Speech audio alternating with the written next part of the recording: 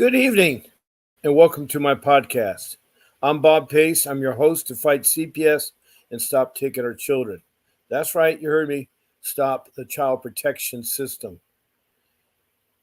My experience has been it's been an awful system, and so many people are caught up with it and so delusional and hurt by it. It's a very emotional process, and I know your family's devastated as I was when it happened to me. I'm I'm a family man. I love family. I love my children. I have three older ones and three younger ones. And what happened to me in 2010 to 2015, I did not know. I had these allegations that came in for me ever since I lost my job through no fault of my own in 2010. I was 60 years old, and already I'm dealing with the child protection system, which I found that was an awful experience where they traffic children into foster care and they alienate your children. They don't tell your children what's going on, and the parents are not told what's going on with the children. And there's very little communication. And uh, my three children were hurt by it. One of I lost.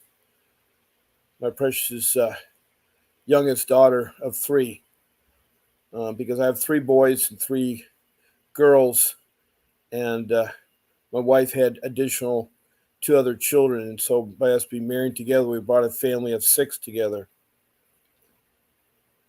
So I welcome you all. I have a lot of experience because 5 years after the intimidation by the child protection system, they tricked me and they took my children who were not in extreme danger. They were at school at the time, and they stole my children. They took my children necessary. If I had an attorney and knew what I knew now, that would never have happened to them. Their schooling was interrupted, and it was a bad case. But I'd like to go over how they interact with this podcast. And so it's very important that I go over that with you. The first step is that you're in this room. That's one way to interact with this podcast. I'm glad you're here. And just by being here, taking notes and listening and what others are saying, what's helped them, what's worked for me or worked for you, I really value you being here, and hopefully I can say something that will help you.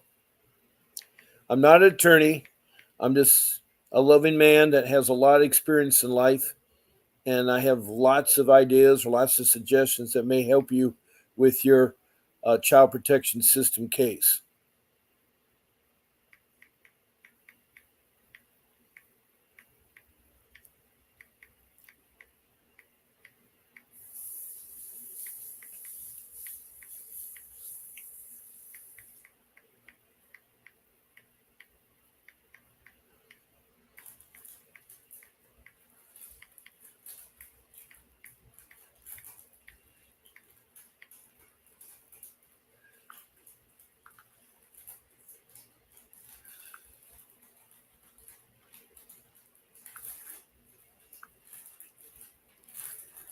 The second way of interacting with this podcast is that you may come through with a comment or a question you may have.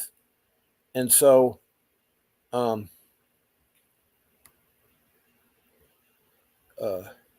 you have to do is type in your comment or question about CPS. It's very important that we talk about the child protection system. Lots of topics out there. We could talk for hours, but I like to concentrate on the child protection system and how I can help you. How, if you are a single parent or two parents trying to get your children back, how can I help you? I want to listen and I want to help. I'm here for you. I care about you, and so forth. Please show your name, a city, and a state, and what country you're from. And what I mean by country, right now we have many countries that have contacted me, starting at Bangladesh, moving westward. We have New Delhi, India. Then we have South Africa, and then we have Mozambique, and then we have Rwanda, and Central East Africa near Lake Victoria. And then we have on the west coast, Liberia. Then moving up to Europe, we have England, Scotland, Wales, the United Kingdom, and we have Sweden and Denmark. Across the pond, we have North America, we have Canada, and I've heard from all the 50 states, including Washington, D.C. Further south is Mexico, and I've heard from Mexico. And then in South America, Guyana, on the coast, east of Venezuela, north of Brazil. Then across the Pacific, the land down under, Australia. So those are the countries that have texted and comments and shared their CPS stories. So I'm open to everybody. The United States, the world. This is a worldwide broadcast. You found me on Facebook, Fighting CPS with Bob Pace, and I'm transmitting on YouTube using the StreamYard application. And I welcome you again very, very much.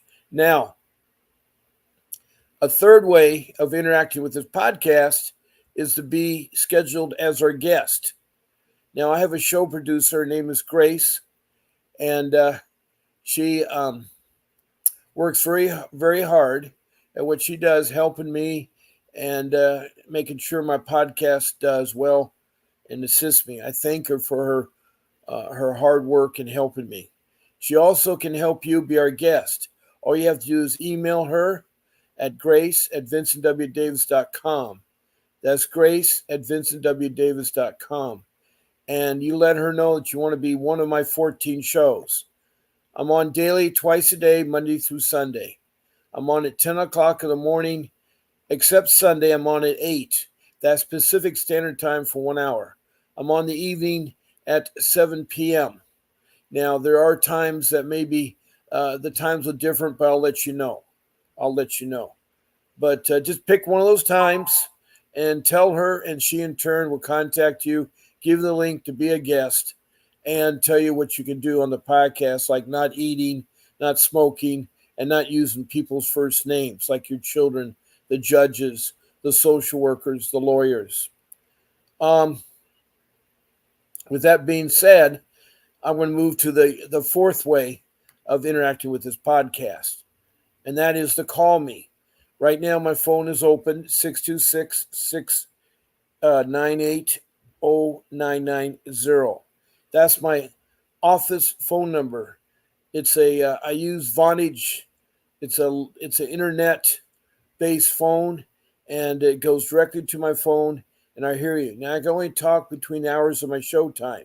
So if you call before or after, I will give you a message what are the times you can call in, because I cannot answer during non-show times. So the phone is open, and I welcome all of you. And I'll leave it up there. So let me see here. I want to make sure we have a couple other people that I've notified, and they should be here, and I have not seen them. So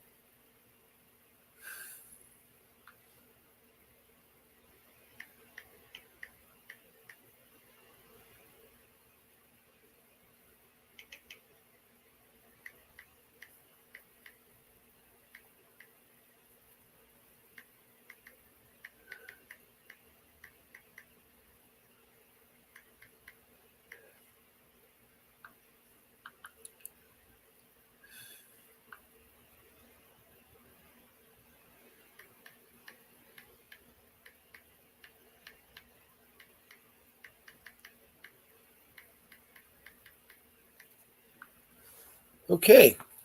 So there's many things we can talk about. We can talk about your questions, your comments, your case. And right now we have no guest, and I don't see anybody that wants to ask a question or make a comment about the child protection system. We can talk more about my case and what had happened to me and share my experiences. Also, we can talk about what is a typical social worker, and We could talk about other topics like the ICWA, the Indian Child Welfare Act of 1978, or we can talk about a 388 motion or a 160 juvenile motion. There's lots of things we can talk about. The ICPC, that's transporting children across states. We can talk about safety plans. We can talk about dependency court, judges, attorneys, your records, medical things. I have 5 rules that I can share with you that will help you that I wish I had followed and maybe would not have the case as serious as it is.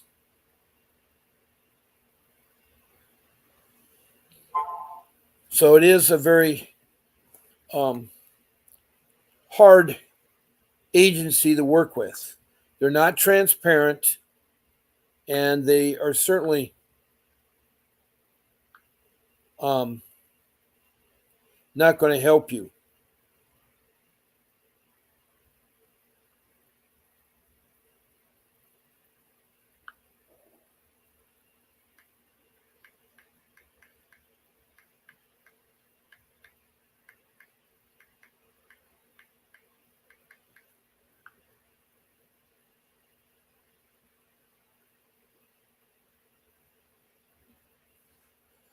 Um,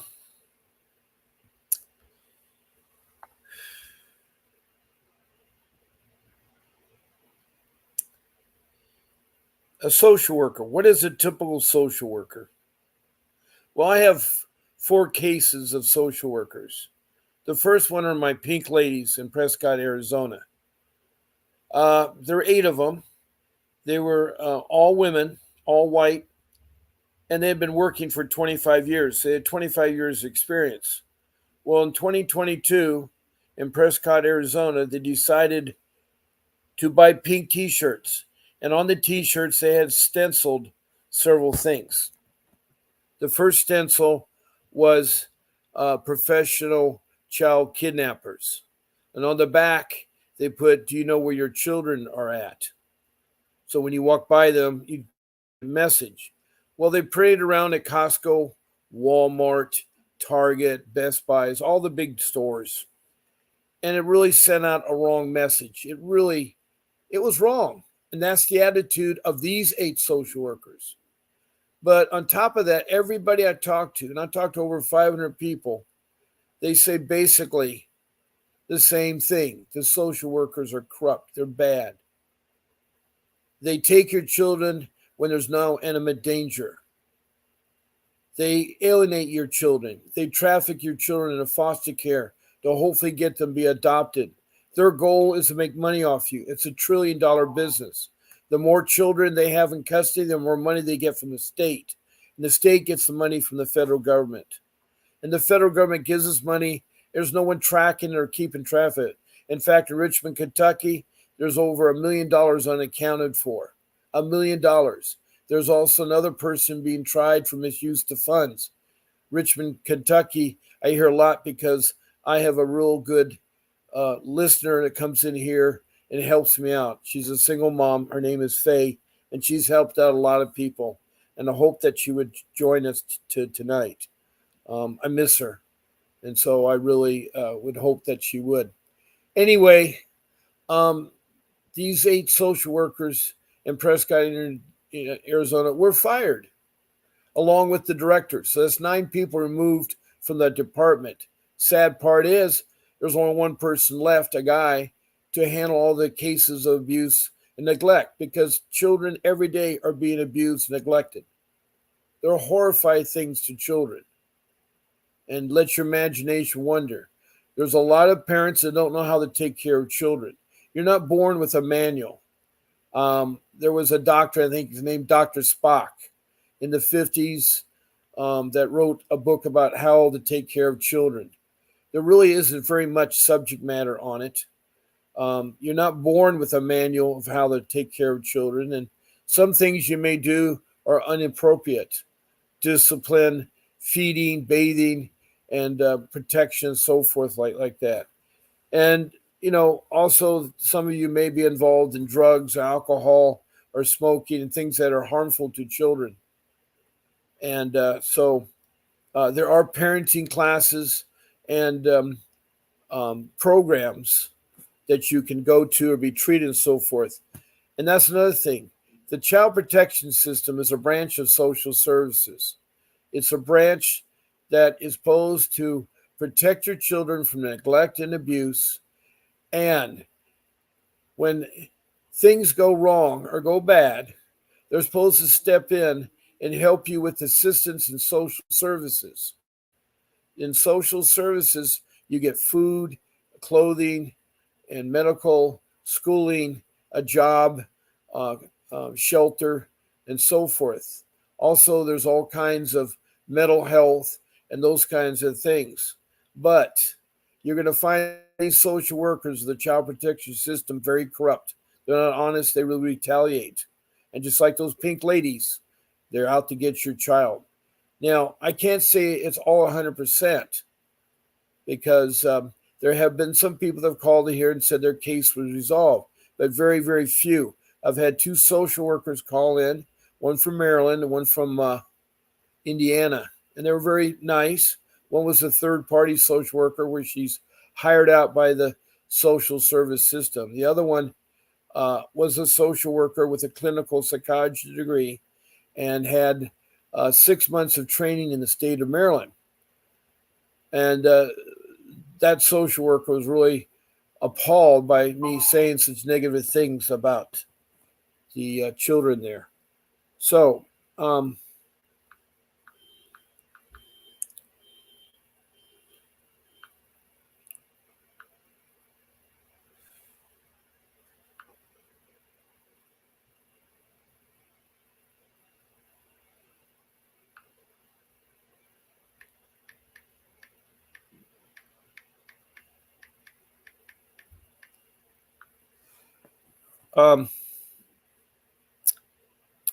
a second example, and I got someone in the room, and oh, good. Um, okay, we have someone in the room with no name. Their title is called Magical Cali Inspirational. If you could share me your name, the city, the state, or the country you're from, it'd be much appreciated. But I want to welcome Magical Inspirational. Now, they've said on the first comment, CPS appeared at my home days ago with allegations. I was astonished. I had a firm feeling nobody uh, called. Weeks prior to my 2 year old son snuck out the house with my brother was babysitting. Boy, that sounds complicated. So let me read that again. 2 weeks before that happened, my 2 year old son, how would he sneak out, the 2 year old? While my brother was babysitting. Oh boy, well, that's not a good thing because that's definitely a grounds for CPS to investigate. And I don't know how old your brother is, but if he's old enough, he should know better. I then she further said, I opposed the police taking my son to the police station when they found him. Um, you can't oppose the police. They picked up your son because he snuck out of the house, and they were there for his safety. So when they found him, the police took his door, uh, took him door to door. Is this your baby? Well, yeah, because you have a child out there, 2 years old, walking the neighborhood. Um, you're from Michigan. Welcome. Do you have a first name you can give me? Better than Magic, Kelly, Inspirational. First name would be great. So I guess they came to your door and you found your baby. Did you call the police station that your child was missing? If you could fill me in more, that'd be much appreciated. Um, Try to tell me a little bit more information about this case here. I want to help you. Also, if you want to call in, I'm available 626 698 0990.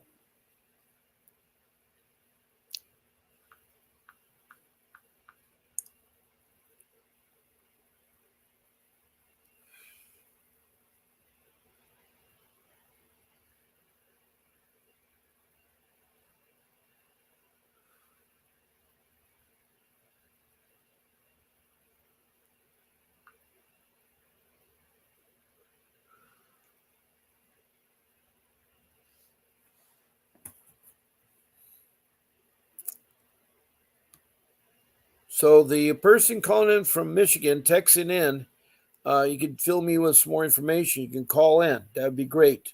I love to hear what you have to say. Good evening, Arthur Hernandez. Hello. Where are you from, Arthur? Are you, what city, state, or country are you from, Arthur? So, as I explaining to you the types of social workers, a second one was a social worker in Chicago, Illinois, and she was a um, posting on her Facebook an ad. The problem with the ad she picked, the ad came from 1848, and it was unchanged. She posted this ad, still intact, and of course it said the N word, and we can't use that on Facebook. But it said black children for sale. Now that was a horrific thing to post on her Facebook when she's identified as a social worker. So her way of thinking doesn't seem to be too good. Now, one of my people in the room did talk to her. Okay, you're from Arthur. You're from Nakona, Texas. All right. Welcome from Dakota, Texas. How can I help you, Arthur? What is your question or comment? So anyway, this social worker had placed this ad, and it really was a bad ad. And Faye did talk to the individual because she has a Facebook, and she contacted her. And she said that the social worker said, well, I didn't want to really do it that way, but it was read that way. She didn't do anything like this ad. I want to show you the kinds of situations that happened before the Civil War. But this ad was 140 years ago, 10 years before the Civil War. It was in poor taste. It was wrong, and the social worker was black. So why would a black social worker put an ad, black children for sale from 1848 on her Facebook page of 2024? So that's the second case of a type of social worker you may encountered. Hello, Hitatius Harris. Welcome. I think you've been on before. I forgot the city, the state, or the country you're from. I think you're from a state. So, oh, good. We got someone calling in.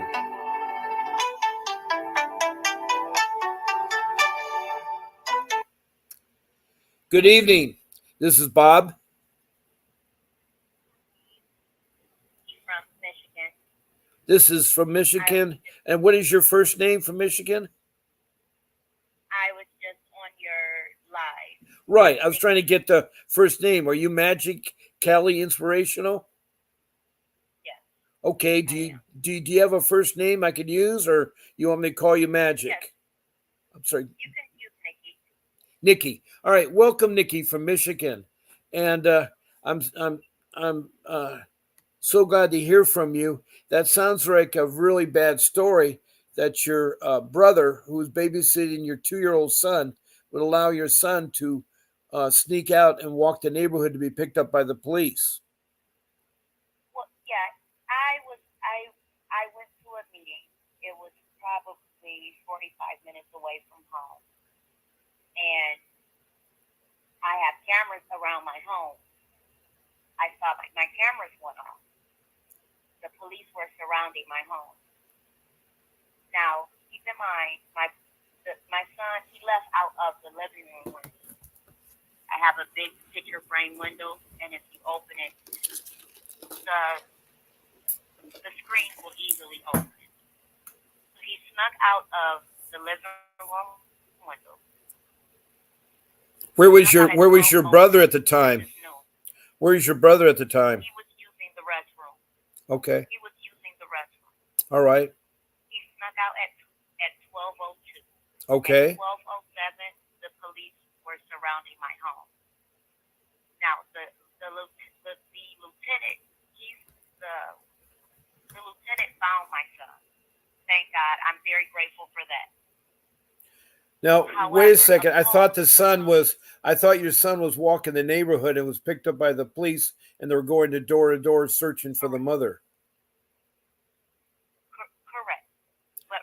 But that'd be only in 5 minutes time. How could your son be picked up by the police that quick? Were they in the neighborhood when they were drive by? So here's the discrepancy. In the CPS report, CPS told me the police stated my son was gone for 20 minutes, but I have cameras. Therefore, I was able to show the camera. Now wait a second. What was the I was police able to saying go that the back. son? Where did they find your son? The police. The police said they found my son on a very busy street here. Now was that street close to where your street is, or had your son walked? I mean, it's only Yes, 5 minutes. right, correct. Yes, it's very close. He could walk from my house to where he was found in it's probably less than 2 minutes. He could walk that way. Okay. Yes, but my So, issue was all right. instead of the police taking my son to the police station, they took him door to door, just asking, "Hey, is this your baby? My son is only 2. You know, Well, he can let talk, me but let me explain to what he's the only 2." procedures. This is now Michigan Police. I don't know what city you're calling from, but police is trained. I've been trained, but usually if they encounter small children in a neighborhood, they're first going to try to see if the mother is nearby or the parents are nearby. So that's why they're walking door to door, trying to find out where the boy walked that way, For because a child that it can is a barely talk, traumatic experience. human trafficking is real. I'm sorry, what? For a child that can barely speak, human trafficking is real. Anyone could have claimed my son. Well, that's why they're walking from home to home.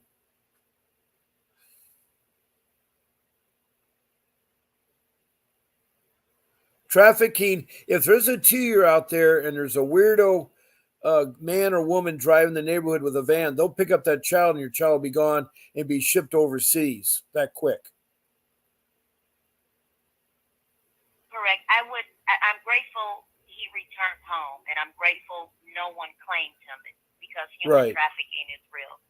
So CPS came out. When first CPS called, the worker was very, very nasty. And I mean very nasty. She then came with the police. I refused to let her in. She had already had a perception of me. Being that she was nasty, I was nasty back with her. I knew I didn't have to Now, let her was in my this a home, female police and I didn't officer want. or a female CPS worker? This is this is the CPS worker. She was a woman. Okay. Now this Now, is the why phone was the call. CPS She worker called very working nasty. with the police? I thought the police don't work with the CPS in the car. I thought they were on their own beat. No, when she came to my home first, the CPS worker called me. She was very nasty. So I was nasty with her. Yeah, I can When understand she that. came The to thing my is, home, I'm trying to picture all she this in came 5 with the minutes. police. I can't picture, I mean, I can picture a cop doing a drive by, seeing a small child, getting the child walking door to door. They will. They're required by law. They're required by law. There's 2 ways you Right, report um, child abuse or neglect. And in your case, that's called child neglect because the child was unsupervised. That's what got you into trouble there, or will get you into trouble. So they're going to immediate call the CPS and they're going to come out too. And that, I correct, think, is what happened, correct. is that the police went to door. They found you, I guess, and then the social worker showed up. Now, who was doing all the talking, the police or the social worker? Well, no, my brother was here. So no, my brother was here when is this. Remember, I was going to a meeting 45 minutes away. I had a Okay, seminar so to the attend. brother is doing all the talking to the social worker and the police. No, when the police bought my son, there wasn't a social worker. CPS did not come until the next day. Oh, I thought you told me. Okay, all right. Well, they still have to report it in, and within 24 hours, they're going to have to Correct, investigate it. Okay, so here's what it did: correct. is that I was because they expecting. are required by law to report any abuse or neglect, all they did is file a report to CPS. There was a child we picked up that was loose in the neighborhood. That's called neglect, and that's because the child wasn't supervised, whether by your brother or by you. So when the police showed up with your Correct. son, you're grateful to have them. The next day, a social worker showed. Now this is making more sense. And the social worker was very rude, of Correct. course. Now, did she come in your home? Correct. Did you give her I permission? did not allow her in. I did not allow her to come in my home because when she called over the phone, she was very nasty. And I mean, very nasty. Yeah, you could have So when said, she showed if you up, knew this, she and I came did not know with the this. police. This is the important. I have listeners listening, so it's important I bring this out. Anytime you get a call from a social worker or you see a social worker outside of your home, you immediately say, I need to do a timeout. I need to have my attorney present. You may not have attorney. You may not have the money for attorney. They don't know that.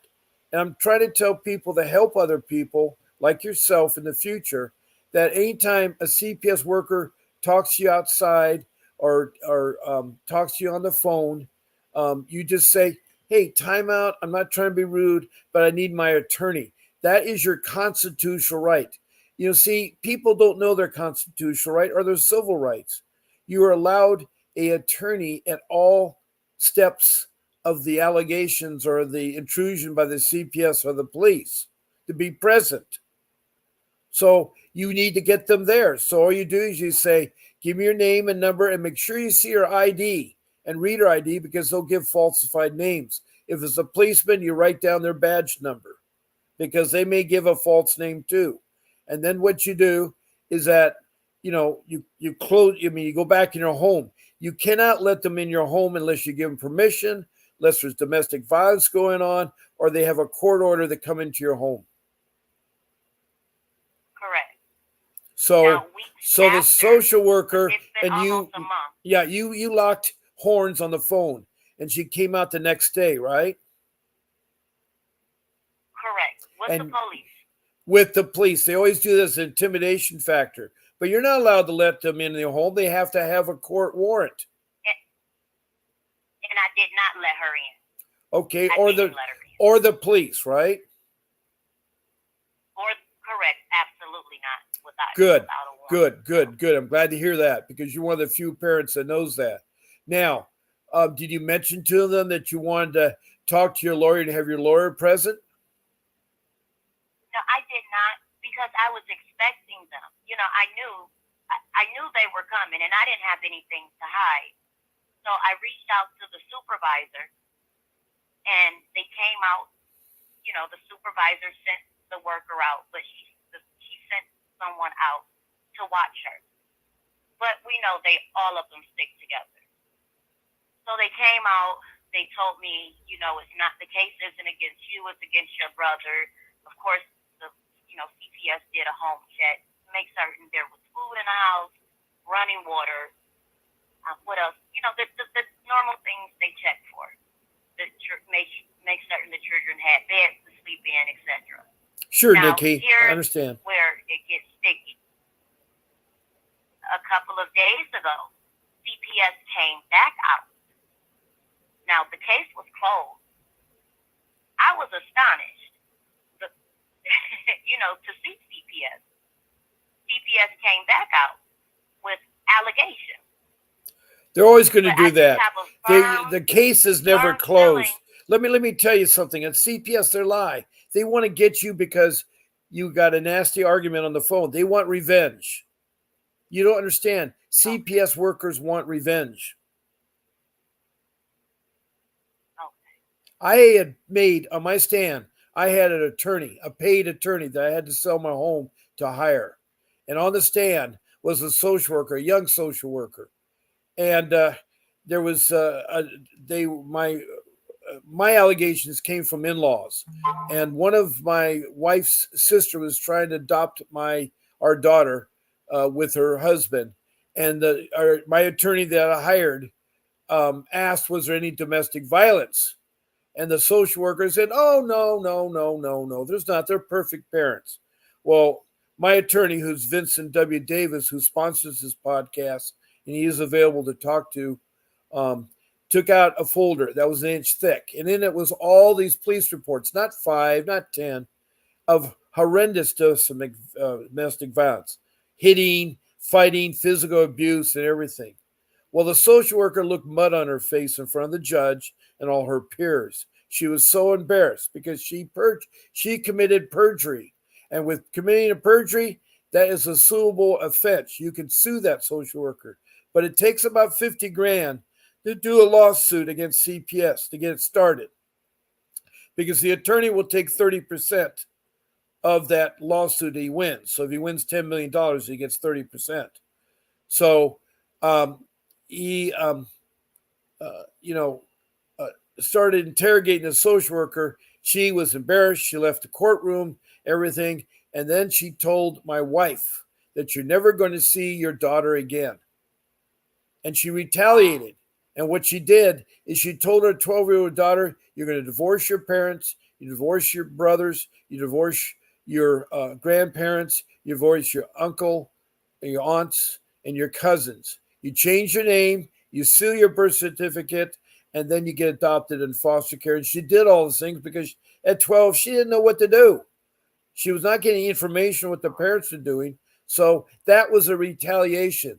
And I could sue her, but I don't. I spent all my money, my home that I worked 40 years for, on my attorney to get my 2 boys back. They had taken 3 of my 6 children. So I know where you're coming from. And that's why I've learned that you can do some things that don't cost money. Tell them that you want to talk to your attorney. It doesn't cost you money. They don't know if you have an attorney or not. It gives you a chance to find an attorney or get a family friend to help you get an attorney. So that's why I'm telling people, if you are approached on the phone, outside, and whatever, you don't live in the home, then tell them you want a timeout. There's nothing wrong with asking for a timeout. Just like in your court. If things aren't going right in court, you can ask for a continuance. Of course, that's if you're pro se and you defend yourself.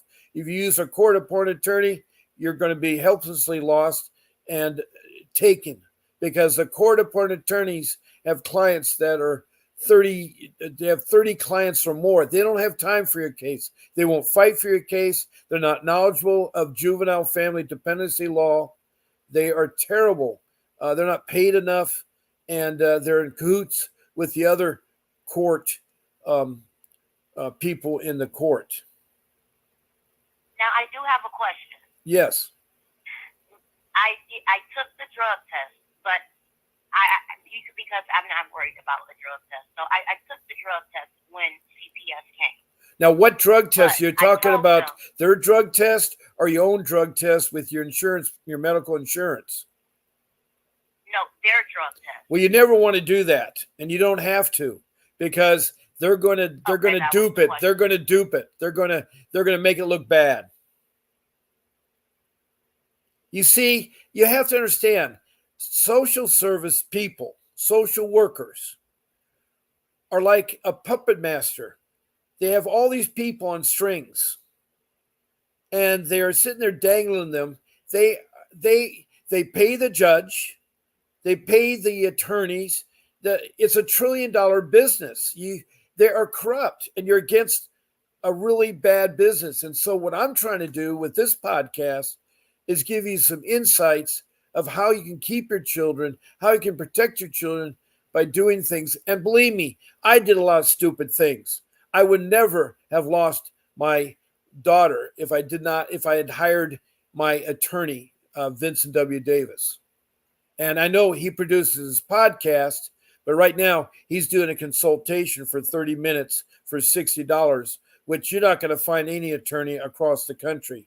He'll fight in any state. He'll fight in Northern California. He's from Southern California, but he's the best there is. He's fought them in civil suits in both federal and state courts. Okay, well, thank you, Bob. I'm going to get off of here, give someone else the opportunity to call. Well, it is all right. I don't know if I answered your question, because where are you at now in your case? Where are you at now in your case? You did a test. Did it come back negative? The results will come in Monday. Okay. fresh. Well, keep your fingers. But what I would do if I was you, I would contact your medical insurance and say you need to do a drug test, and it should be covered.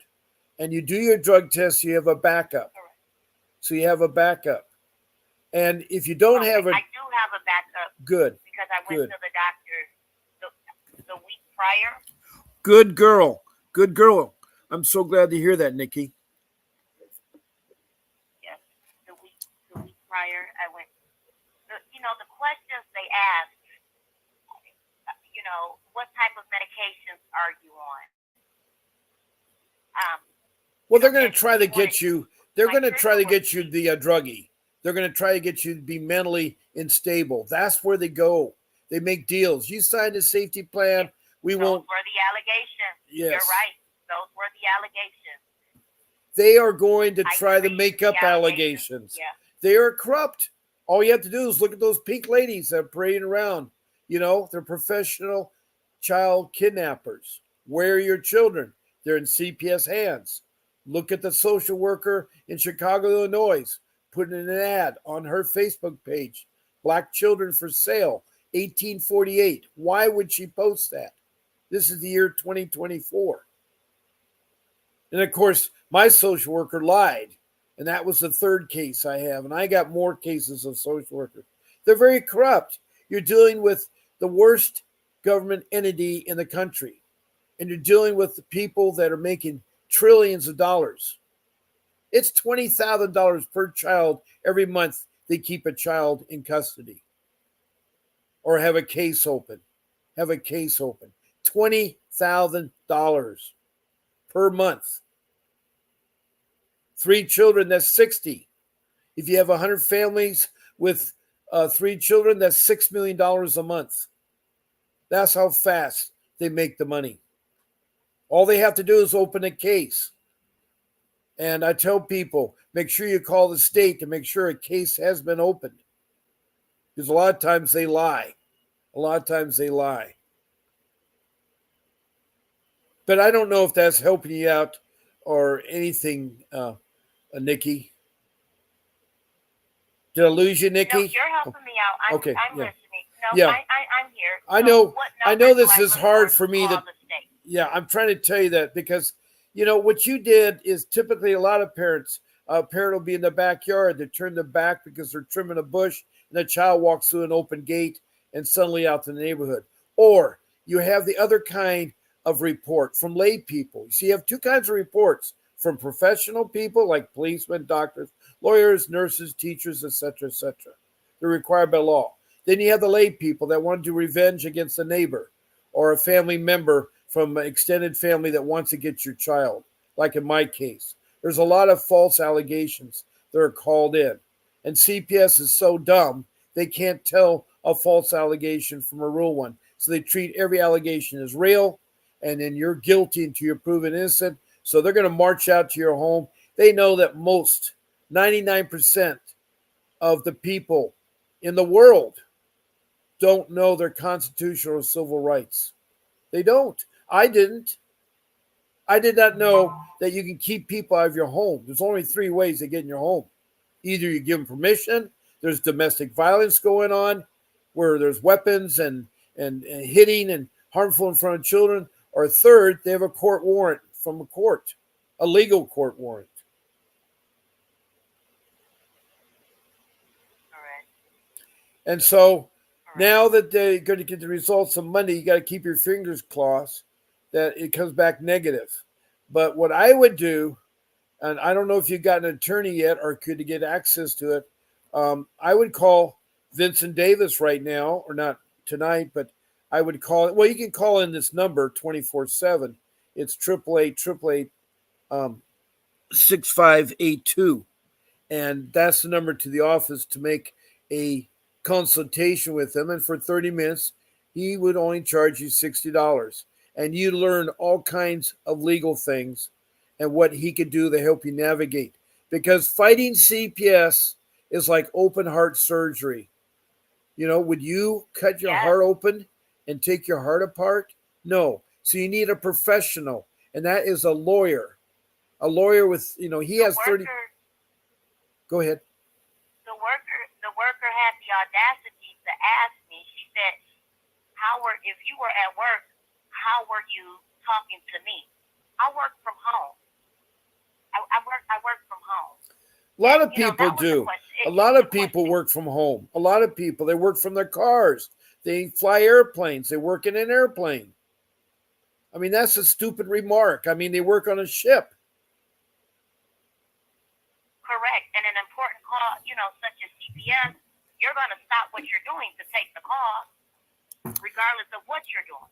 Well, if CPS comes in, it's usually a private call. When I see my phone say private, I say if it's important enough to leave it on my answer machine, I don't answer it. And if it's a number I don't recognize or a name is not disclosed, I don't answer it. All I do is play back my messages. If it's a CPS, the first thing I do is call a lawyer, a family juvenile detention lawyer. So if I ever get involved again, my first call is to Vincent W. Davis. And I would never let them in my home. I never would talk to them. That's what I learned. And it took me a long time because 5 years they were hassling me with false allegations. And then the next 3 years they got my child. And for 3 years I fought them. And I've been fighting them ever since with doing these podcasts because I love families. I love you people. And I hate to hear where mothers and fathers go through all this crap because they're struggling in life. They may not have a great job or that's the only job they got. They're low income. Maybe they don't have the knowledge of being legal or anything like that. I want to help them. I want to help them get their families back because number one studies have shown that the best parents are the biological parents. The father and mother need to be in that child's life. And the child needs a father and mother. And most parents that call into the show are not calling here because they don't care about their child. They do care about their child. You wouldn't waste your time looking for help fighting CPS. So those are the kind of parents that I admire. Something's wrong, something happened, but there is a solution. And if you stick with it and do what they ask, I know you hate that, and play their game, you will get your child. But they're going to put you through hell for 3 years to 5 years. I mean, it's not over in a couple weeks. Correct. Yes, and the allegations didn't make sense at all. The allegations were, I yell at my children all day. Of course I yell. I'm a parent. I have a 9 and a 2-year-old. Who would yell? Yeah, I agree. Yell. Yeah. I yell. There's bizarre behavior. I leave the children at home. I'm a homebody. Not only do I work from home, my children do therapy from home. I'm always home. Yeah. My children are never left at home alone. Okay. Never. All right. Okay, Nikki, one moment. I need to catch up. I've had about 9 comments come in that I promised that I would talk to them. Harris Hotisha has been on before. You can stay there and listen. Horace Hotisha is from Chicago, Illinois. Now remember, yes, you were. Arthur Hernandez says, I like to get someone, he says, I'm going to show it there. I like to get someone from out of the state that wouldn't mind giving me their input on my situation. Well, I just gave you the number, Arthur. That's Vincent W. Davis. For $60, he'll talk to you. He's in Southern California. All you do is call him at 888-888-6582. That's Mr. W. Davis. Okay, Arthur? Arthur further says, well, do they really not work with law enforcement? Yeah. CPS and law enforcement work together, but I think there's some kickback or something goes on. They like to use law enforcement for intimidation. Law enforcement, and I hate to generalize, but they're dumb. They don't know how to kill people. I mean, all they know is how to kill people. They don't know how to wound somebody to take someone down. And furthermore, they like to intimidate. They like that attitude. And they're not people friendly or no good people skills. Because every week, Arthur says, visit with a caseworker, and I had 3 to 4 sheriff deputies. That's intimidation. And if I was you, Arthur, I wouldn't meet with them. I wouldn't talk to them. Unless they have a court warrant that tells you have to talk to them, you don't have to. You don't have to. Unless they charge you with a crime and arrest you, you don't have to. or they cite you on the road with a traffic violation. Take the violation and fight it. Okay, Arthur Hernandez and um, uh, Hatisha Harris. No, the cops are rarely nasty, right? With the CPS Devils, I agree with you, Hatisha Harris. And she further said, "Wow, that's sad. That was about my daughter. It still hurts me." Hatisha now says, um, "Yes, they are terrible. I took a gift card to my son caseworker to let him buy whatever he wanted to buy himself for his birthday. And if it's out loud and ask her to send me the receipts. Well, I don't think they'd send the receipts. They don't care. Social workers don't care. The caseworker wouldn't send me the receipts as she used vouchers to buy the clothing and things. Wow. I bet she took that gift card and bought gifts herself.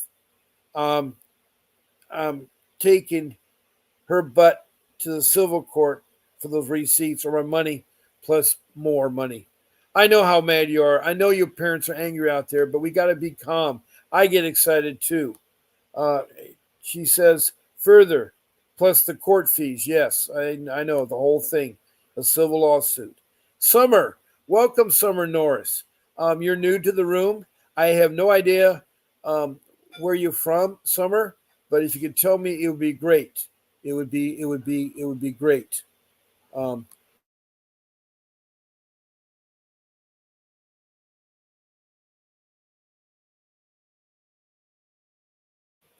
okay, I'm back again. My podcast is going to end soon. Um, I want to help you, Summer, but you got to tell me some information. And Nikki says, um, 888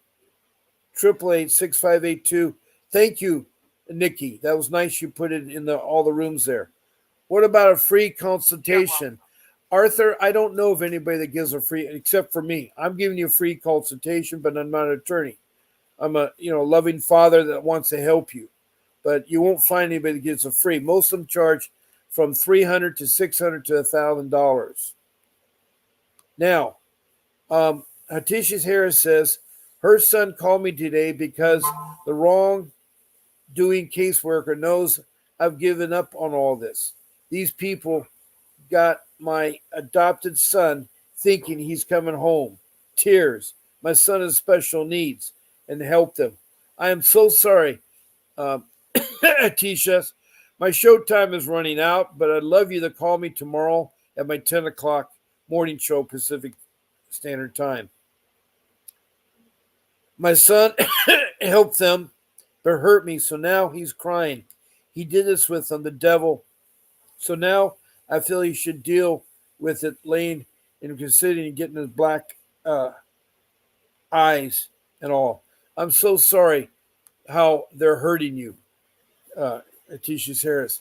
Okay, I have Nikki on the phone. She has a terrible case where she was charged with neglect by her son, snuck out while a babysitter, I guess, went to the bathroom, and the police picked him up, called CPS, and CPS is trying to be their typical nasty self and trying to take her to the cleaners.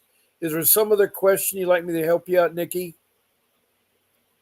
No, that will be all. I greatly appreciate it. I will tune in tomorrow, and I'll let you know how everything goes. Okay, According please to the do. And CPS worker, again, I won't I'm see on. her after Yeah, I'm tomorrow. on twice a day. So if you want to get a question answered, I'll help you. Okay. Thank you, Nikki. Okay. Nikki is from. You're welcome. Um, Thank you so much. yeah. Okay. Thank you, Nikki. Nikki's from Michigan, and thank you, Nikki. All right, and you can hang up, Nikki. Okay, Hitachi Harris says I showed the judge my son's black eyes, and she didn't care at all. This child's getting abused. I understand how you feel, but you understand the judge is corrupt. The judges are elected officials, and this being election year, you need to pick a judge that will be a dependency background. I really do want that. Okay, but I got to end my podcast. It's 8 o'clock, And I want to thank all of you for listening in and for your expressions. I want to thank Hatishis Harris for being on. Thank you, Arthur Hernandez. Thank you, Nikki from Michigan. Summer Norris, I know you need help. Please contact me tomorrow at 10 o'clock. I'll be on again. Let me see who else called in. Arthur Hernandez, thank you for calling in. And Hatisha Harris is from Chicago, Illinois. And Arthur Harris is from Norco, Texas. And Nikki was from Michigan. And those are the people we had on our podcast tonight. So God bless all of you. Keep fighting for your case. Don't give up. Do not give up. I'm on twice a day. So if you have a question, don't hesitate to come to my room and join my podcast. God bless you all, and good night. This is Bob Pace signing off.